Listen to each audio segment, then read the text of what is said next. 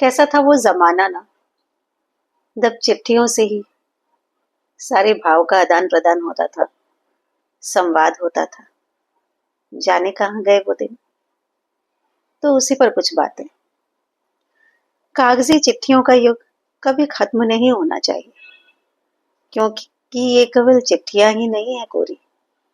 इनमें कहीं तो माँ का दुलार है, बाबा का प्यार है, कहीं भाई बहन और ननद भाभी की मीठी सी तकरार है, कहीं बहनों की चुलबुली बातों का संसार है।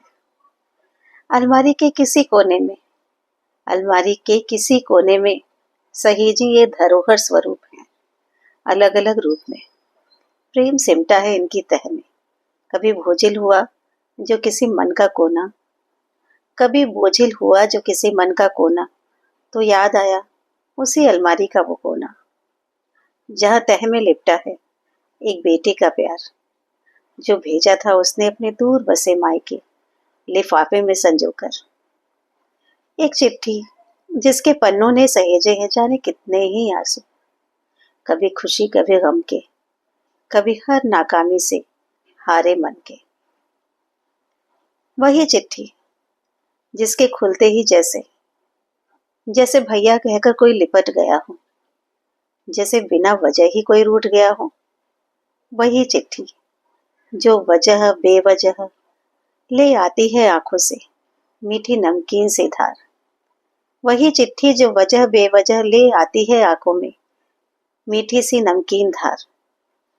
कुछ चिट्ठियां ऐसी भी जिन पर हाथ धरते ही बचपन ले लेता आकार, जो भेजी हैं उन हम उम्र मनों ने, जिनके संग अब दो बोल भी बीते जमाने की सी बात लगती है।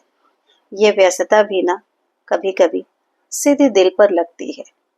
कभी बहुत मचल जाता है दिल उन बीती सी यादों में, कभी बहुत ही मचल जाता है दिल उन बीते दिनों की यादों में।